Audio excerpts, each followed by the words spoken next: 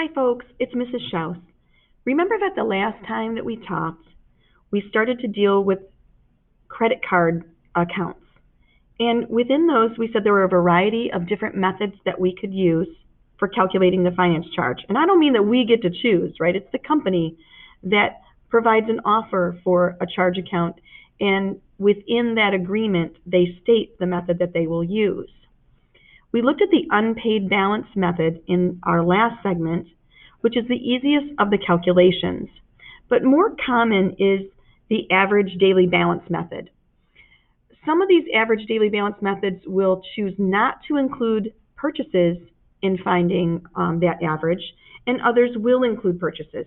So for now, we are taking a look just at average daily balance method when no purchases are included. All right, so let's take a quick look. First of all, you guys know what it means to find average. To find an average daily balance, that means we sum up all of the day's balances and we divide by the number of days in the billing cycle. All right, finance charge, similar to the way that we found it before, we're multiplying some number times the periodic rate, but this time instead of the unpaid balance, it's the average daily balance. In our first example here, there's a lot to consider. Your charge account statement comes in the mail. It covers a billing period from August 15th through September 15th. You had a previous balance of $100. You make a payment of $50. It gets posted on August 22nd. That may not be the date, for example, that you mailed it in if you were to mail in the payment, but it is the day that it's actually posted, so sort of a day that it actually counts or is credited to your account. Similarly, you had a credit of $23.15 on 8/27. Your credit card company charges a periodic rate of 2% of the average daily balance. And also, we did make new purchases, or a new purchase, and it gives the amount and the date that that purchase had happened as well. They want to know what is the finance charge and what is your new balance. There are a variety of ways to organize this information, but I'm going to provide you folks with some blank tables. I think tables tend to be a nice way to make sense of what's going on and to also help us in calculating the average. In order to think about kind of setting this up and organizing our information, you want to begin by looking for the first day in the billing cycle. So when I read up above, it says the first day in the billing cycle was August 15th. So I would have placed that date here. Notice that I didn't put sort of a finishing date for this row yet, and I'll explain what we're going to do with that in just a minute. What I'd like to do then is for that first day of the billing cycle, find our balance. And because this says we had a previous balance of $100 from last month, that means that on the first day of our new billing cycle, that will be the balance. And now that balance is going to change as transactions occur. But remember, in this method, it says with no new purchases included. So we are not going to change our ending day's balance when a purchase occurs, only when a payment or credit occurs. So let's continue to read up above and look for where our payment or when our payments and credits occur. We had a $50 payment that was posted on 8/22 and a credit of $23.15 posted on 8/27. These wouldn't necessarily have to be listed in order. You would need to pay attention to the dates, but it is true enough that this payment happened first. That means that this is really going to go through not 8/22 but 8/21. Because on 8/22, that's when my end of day balance is going to change.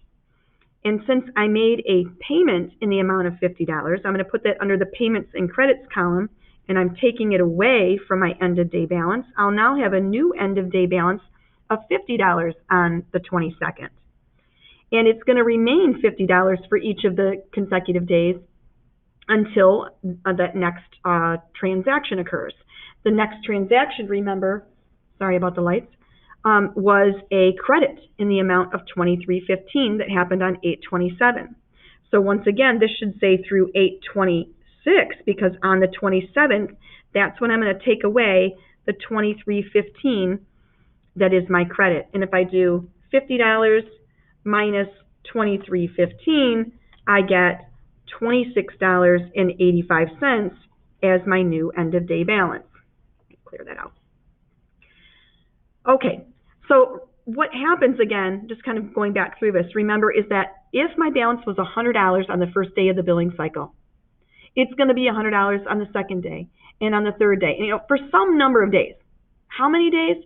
Well, it depends on when the next transaction occurred. And remember, that was a payment on 8/22. That's why I went through the 21st here. Similarly, when I saw that the credit happened on 8/27, that meant that this ending date here would be 8/26. And finally, when there are no other payments or credits that have occurred, I'm going to take this last end of day balance right through the last day of the billing cycle, which again, if we read up above, is on September 15th. This helps us to organize the information so that we can find the average. I mean, you could literally write down on 8/15 the balance was $100. On 8/16 it was $100. On, and just keep writing down the end of day balances and then add them all up and divide by how many there are. But that would be a long list because there's a lot of days in this billing cycle. So an easier way to do that would be to say, well, how many days did I have a balance of 100? Instead of adding that up a certain number of times, I could just multiply 100 by that number of days and put that partial sum here. Well, how many days is this from 8/15 to 8/21? You probably could, kind of use your fingers and count here, the 15th, the 16th, and so on, but sometimes that's not the most convenient way. Students tend to think, oh, I can just do 21 minus 15, which gives you 6 days. But, in this instance, let's actually count. The 15th, the 16th, the 17th, the 18th, the 19th, that's 5, the 20th, and the 21st. That's 7 days, not 6 like I see here.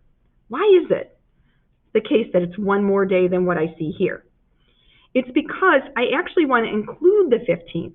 So instead of thinking 21 minus 15, I should think 21 minus the first 14 days that I didn't include, which gives me the 7 that I see here. And so if I would have had 7 days where the balance was $100, I can multiply $700 is that partial sum, right? Then for some number of days, I have a balance of $50. Again, you could count the 22nd, the 23rd, the 24th, the 25th, the 26th. That's 5 days. But in a subtraction sense, if I did 26 minus not 22, but 21, that would give me that 5 days. 5 days at $50 a piece, that's $250.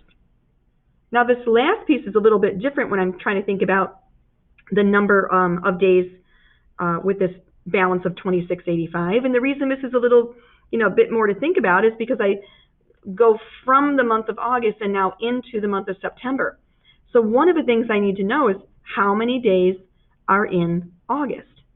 And if you don't know those, I do have a handy trick that I can share with you, during class time to help you remember the days of the month, how many days are in each month.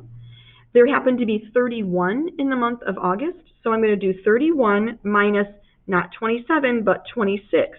That means there are 5 days that I'm covering in the month of August, but 15 more that I'm covering in the month of September. So it's a total of 20 days at $26.85. That partial sum is $537. So instead of having to add a huge list, I can just add these 3 numbers together, 537 plus 250 plus 700, and that leaves me a total sum of 1,487. How many days were there in the billing cycle? In this particular case, there were 32. Sometimes there'll be 30. Some charge accounts bill every 25 days. You just have to know your particular agreement with your charge account company. So now if I think about trying to find the average, again, average means the sum of all the totals, or total, end of day balances, and dividing by how many days that there are. So if I divide this by 32, I get an average daily balance of 46. If I round to the nearest whole cent here, $46.47.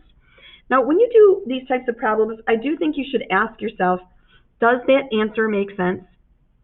Look at the ending day balances I had, there were a few days where I had a balance of $100, a few days where I had a balance of $50, but there were a lot more days where I had a balance of $26.85. So $46.47 seems like a reasonable average. I tell you to, kind of pay attention to that because sometimes folks will have, let's say a number down here that's over 100. That certainly wouldn't make sense because we never had a single day where our balance was over $100. It just helps you to kind of, keep track to make sure that you didn't plug something into your calculator incorrectly. Okay. To find the finance charge, I'm going to take that average daily balance and multiply by the periodic rate. It's expressed as a decimal, of course, and I'll round to the nearest whole cent. So 93 cents as a finance charge. Some of you might think, well, that's not very much money. Well, it's not, but the balance here is relatively low for a charge account. And keep in mind that you'd be paying that month after month after month if you keep your balance around this amount. So over time, it's still going to add up. How do we find our new balance? We go back to the calculations that we made in the last video, where we start with what our previous balance was. We're going to subtract away any payments and any credits. We're going to add in the finance charge, and we're going to add in any new purchases. So new purchase here, there's one listed up above for $45.79. Now, before I actually give this total, I do have two things I want to say. One is that for some reason, students tend to ask the question, Mrs. Schaus, you added in a purchase here, and I thought we said with no purchases included, which kind of makes me giggle sometimes because I want you folks to think about this for a minute. It's finding the finance charge using average daily balance with no purchases included. It doesn't make sense for you to never include the purchase. That would be like the company giving away free stuff. Hey, if you ever find a company that's going to do that, let me know and I'll sign up for that card. Okay? So we do still have to include purchases when we're finding new balance. It's just not when we're finding the average daily balance for finance charge purposes. The other thing is that in this string of arithmetic, in our last video, we started out with the previous balance, and we added in finance charge and new purchases first, and then we subtracted away payments and credits. But the order of that really doesn't matter, right? Okay, so if I do this string, 100 minus 50 minus 2315, I've already done that, right? I started here, I subtracted the 50 to get to this new balance. I subtracted the 2315 to get to this new balance. So this portion right here is the 2685 that I see sitting here. If I take that and just add in the finance charge and the new purchase, we'll have our new balance. So 2685 plus 93 cents plus 45.79 gives us a new balance of $73.57. Okay, I'd like to take a look at one more example of this type, and there's more going on in this one. The table does look more like the tables that you folks would be working with. They're not sort of pre-set up for us in any way, but that's where we need to eventually be able to work. So that's why we're taking a look at another example together. Let's read. Your previous balance from last month is $392.24. I want to put that as my end of day balance for day one, $392.24. The billing cycle is from, all right, I want to find the first day in the billing cycle, and that's one of the dates that's going to set here. 5/3 through what day? I'm going to try to bring this camera down a little bit to make it easier for you to see what's going in the table. Okay, there we go. All right, so I want to read on and look for payments that we make and credits that we make. So it says we make a payment. Here's the amount and the date that we make that. It's describing then a purchase and another purchase, we're not worried about purchases for right now, so I'm going to bypass those. And I'm looking for this, on 5/28, we received a credit in the amount of $18.35. Remember that I want to take those away from my end of day balance in the order that they occurred. So I had a payment on 5/15 and a credit on 5/28. Since the payment happened first, I'm going to put the date 5/15 here because that's when this payment happened in the amount of $95. So I'll subtract the 95 to find my new end of day balance. $392.24 minus $95 gives a new end of day balance of $297.24. Remember that if that happened on the 15th, that means the 14th is the last day where I had this as my end of day balance. Okay, now moving on to the credit. It happened on 5/28 in the amount of $18.35. So again, from this balance, I'm going to subtract off $18.35, $278.89. If that happened on the 28th, this goes through the 27th. Now, there are no other payments or credits that are described up above here. So I'm going to take this end of day balance through the end of the billing cycle, which is through June 2nd. I need to know now how many days I had each one of these balances. Remember, in order to do that, I'm going to do 14, not minus 3, but 14 minus 2, which would give me 12 days here. For this piece, I'm going to do 27 take away not 15, but 14, which would give me 13 days here. And this part spans the month from May to June. So I do need to know how many days are there in the month of May. The answer is 31. So I've got the 28th, the 29th, the 30th, and the 31st, 4 days in May, and 2 more in June for a total of 6 days.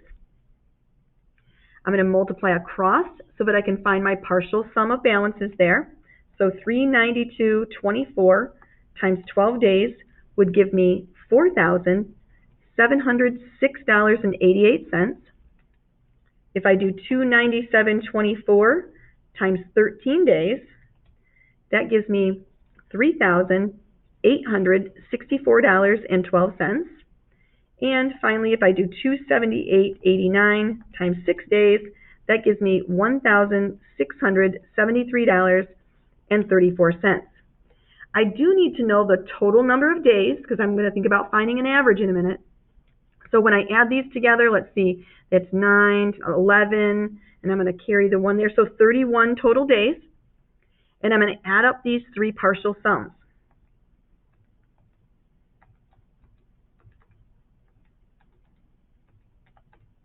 When I add those together, I get 10,244.34. Now remember, the reason I want to find these 2 totals is in order to find the average daily balance. That's what that ADB is standing for, average daily balance.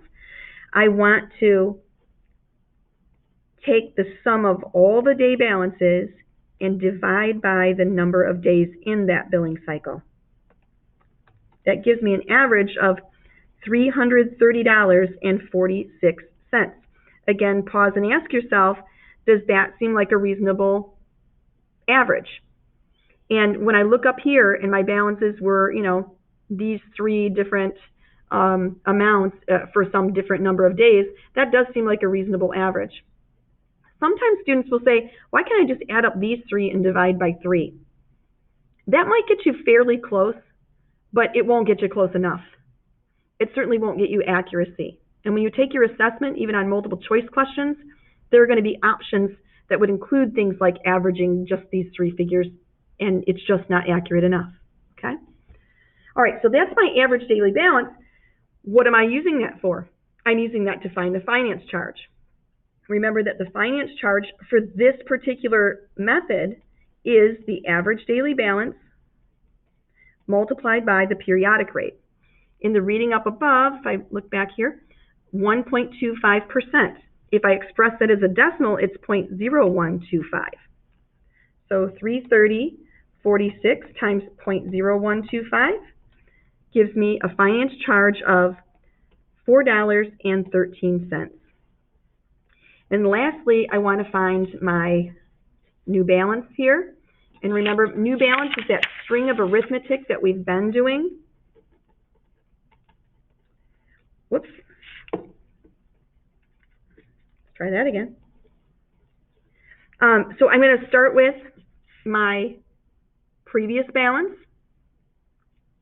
take away the payment, take away the credit. That part's already been done for me to get this $278.89. And from there, I need to add in the finance charge and add in any new purchases. So let's read back up here. We had a few different new purchases. We had movie tickets for $25. Oh, I was thinking there were 3. There are actually only 2. And we had dinner out with a friend for $35.87. So I'm going to come back down here and add in the $25 and the $35.87. $278.89 plus $4.13 in a finance charge, plus $25 for one purchase, plus $35.87 for the last purchase gives me a new balance of $343.89. Okay, so there are a couple of samples in using this new average daily balance with no new purchases included method.